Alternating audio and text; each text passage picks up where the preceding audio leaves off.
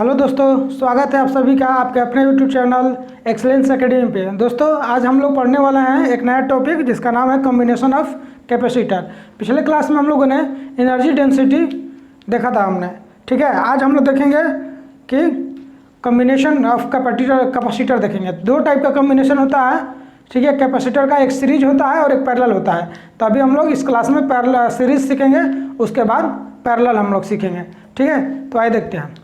मान लीजिए 3 कैपेसिटर है, ठीक है, जिसका कैपेसिटेंस C1 C2 C3 दिया है, ठीक है।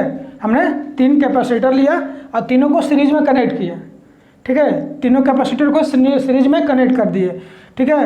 और इन तीनों कैपेसिटर को एक बैटरी से ऐड कर दिया, जिस बैटरी का EMF है E, इसको EMF बोलते हैं, ठीक है। जो इलेक्ट्रोमोटिव फोर्स होता है इसको हम जानेंगे अगले चैप्टर में, ठीक है। इलेक्ट्रिक अगला चैप्टर जो आएगा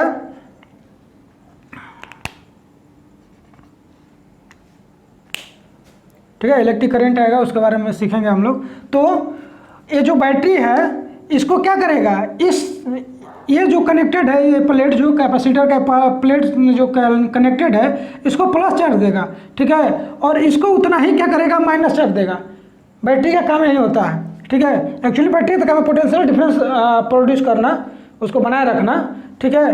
लेकिन यहाँ पे जो हम लोग समझना है, ये समझेंगे कि इसको क्या करता है, प्लस क्यू चार्ज देता है, इसको माइनस क्यू चार्ज देता है, ठीक है। बैटरी का ये यहाँ पे इसका ये काम है बैटरी का।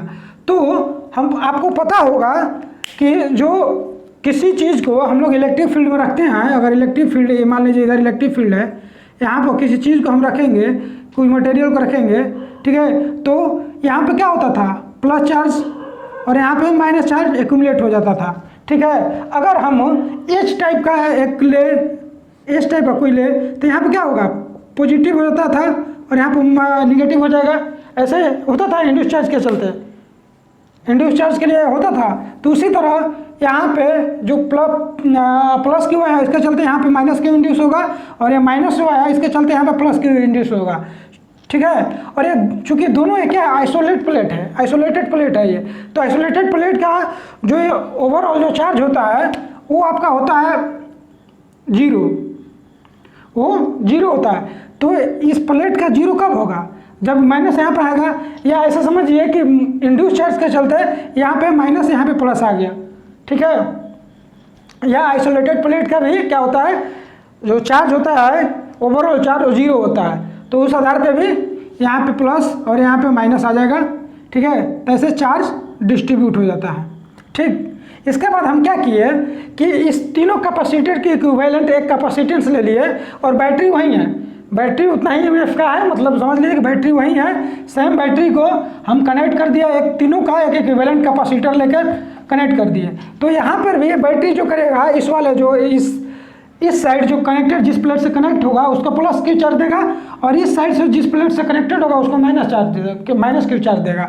यहाँ पे वही कर रहा है, वहीं पे देगा। लेकिन ये जो यहाँ पे क्या है, एक ही प्लेट है जिसका कैपेसिटेंस क्या है, ये तीनों के कैपेसिटेंस का इक्विवेलेंट है। यहाँ पे लिख दिया हूँ equivalent capacitance of C1 C2 and C3, ठीक है। तो ये तीनों कैपेसिटेंस का इक्विवेलेंट है C0, ठीक। तो आपको मालूम है कि C बराबर क्या होता है, कैपेसिटेंस बराबर क्या होता है, या आप V बराबर कहिए, या C बराबर तो क्या होता है Q/V। तो ये एक तरह का क्या है, वोल्टेज ही होता है, एक तरह का वोल्टेज ही है, ठीक है। तो अगर हम V बराबर लिखें तो Q/C लिख सकते हैं, और एक तरह का EMF ही है, ठीक है। तो EMF को हम Q/C0 लिखिए, अगर इसके लिए हम लिखना चाहें तो, इसके लिए अगर लिखना चाहें तो इतना होगा, ठीक है। उसी तरह ये चूंकि ये जो है इक्विवेलेंट है इसका, तो इसको हम ऐसे लिख सकते हैं, इस प्लेट के लिए Q1/C1, इसके लिए Q2/C2, इसके लिए Q3/C3, ठीक है। तो ये जो आपका जो ये Q1 Q2 Q3 आएगा, ठीक है, वो इससे क्या होगा, इसका इक्विवेलेंट है, तो इससे तो कैंसिल हो जाएगा, बचेगा क्या, 1/C0 1/C1 plus 1/C2 plus 1/C3। तो ये आ जाएगा आपका इक्विवेलेंट कैपेसिटेंस, किसके लिए, सीरीज में जब कनेक्टेड होगा तब, ठीक है। जब सीरीज में कनेक्टेड होगा, ठीक है, तो उसका जो इक्विवेलेंट कैपेसिटेंस होगा वो इतना आ जाएगा। ठीक, इसी को अगर हम दूसरे मेथड से समझने की कोशिश करें तो ऐसा समझ सकते हैं कि मान लीजिए इसका हम नाम दे दिए कि ए है, ये डी है, ये पॉइंट ई है, ठीक है, और इसके इक्विवेलेंट एक और इसी तरह से हम एक दूसरा क्या लिए, कैपेसिटर ले लिए जिसका इक्विवेलेंट कैपेसिटेंस C0 है, उसको सेम बैटरी से कनेक्ट कर दिए। ठीक है, अगर हम वोल्टेज की बात करें, पोटेंशियल डिफरेंस की बात करें ए और बी के बीच में, तो क्या होगा, ए और बी के बीच में बात करें तो क्या होगा, ये तीनों का, इसका, इसका और इसका, ई और बी का, तीनों का सम होगा क्या, क्योंकि ये जो है इसी का इक्विवेलेंट है, इसी का इक्विवेलेंट है, तो ये होगा, हो सकता है। ठीक है, तो इसका जब लिखेंगे हम, इसका जब पोटेंशियल डिफरेंस लिखेंगे तो क्या लिखेंगे, Q/C0, और इसका जब लिखेंगे तो क्या लिखेंगे, Q/C1, Q/C2, Q/C3। ठीक है, लिखेंगे, यहाँ पर Q कर लीजिए, ज़्यादा बेहतर रहेगा। ठीक है, यहाँ भी Q कर लीजिए, बेहतर रहेगा ज़्यादा, क्योंकि जब प्लस ही लेते हैं हम लोग, जो कैपेसिटर का बताए थे आपको, जब कैपेसिटर की बात करते हैं तो प्लस चार्ज लेते हैं। ठीक है, तो Q लेना बेहतर होगा, Q ले लीजिए, Q कैंसिल हो जाएगा, इससे Q कॉमन ले लेंगे तो। ठीक है, Q1 Q3 गलत हो सकता है। ठीक, चलिए आइए यहाँ पे आते हैं, तो यहाँ से Q फिर कैंसिल, फिर वही आया, यहाँ पे लिख दिया है, तो ये सेकंड, अगर ये समझ में आया तो ठीक है, नहीं तो इससे आप समझ सकते हैं। ठीक है, तो ये कैपेसिटेंस होता है, इसको याद रखना है, न्यूमेरिकल में बहुत यूज होगा। ठीक है, ग्रुपिंग ऑफ कैपेसिटर का जब न्यूमेरिकल करेंगे इसमें जरूरत पड़ेगा इसका। ठीक है, तो इसको आप याद रखिएगा।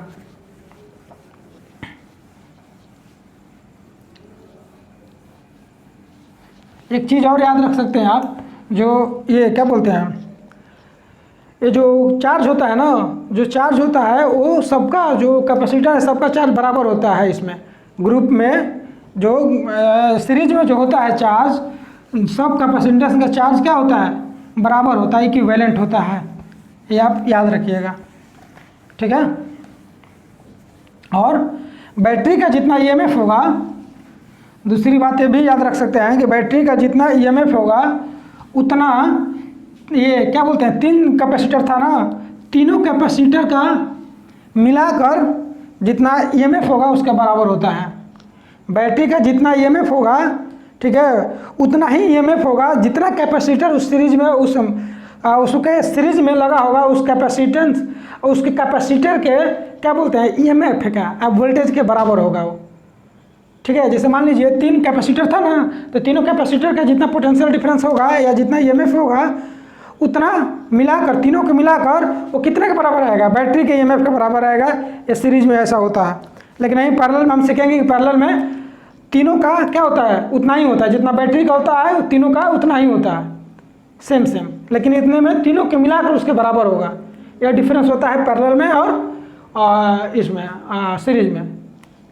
ठीक है, अगर हम इक्वल कैपेसिटर की बात करें, अगर 3 इक्वल कैपेसिटर की बात करें, हम यहाँ पे लिख लीजिए 4 इक्वल कैपेसिटर।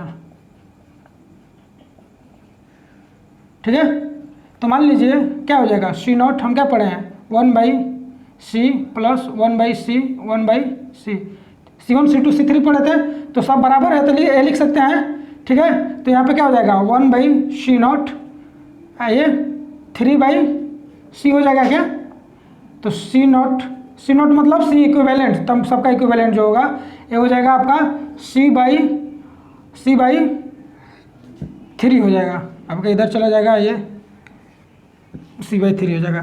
तो इतना हो जाएगा, अगर 3 इक्विवेलेंट है, 3 कैपेसिटर इक्वल, तो कैपेसिटर हो जाएगा C/3।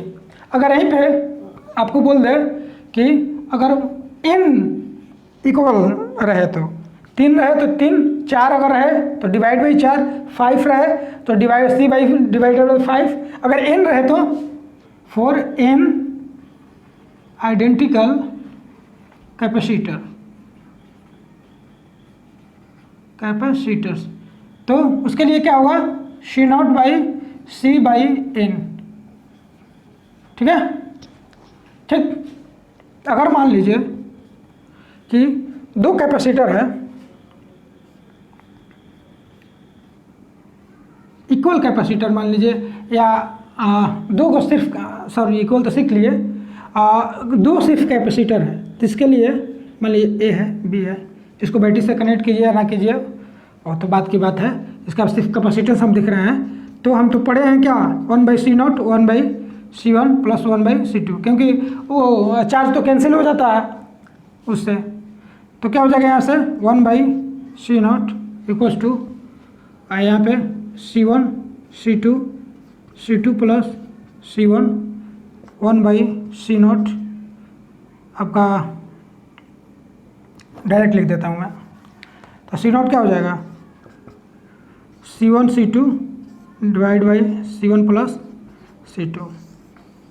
ये डायरेक्ट यूज कर सकते हैं आप एग्ज़ाम में, अगर 2 आ गया एक नंबरिया में तो ये डायरेक्ट इसको यूज कर सकते हैं। ठीक है, तो ये था आपका सीरीज कम्बिनेशन। ठीक है, अगले क्लास में हम लोग सीखेंगे पैरेलल कम्बिनेशन। ठीक है, तब तक के लिए पढ़िए, ध्यान लगा के पढ़ते रहिए। अगर अच्छा लगता हो तो शेयर कीजिए, लाइक कीजिए। ठीक है, चलिए, धन्यवाद, थैंक यू।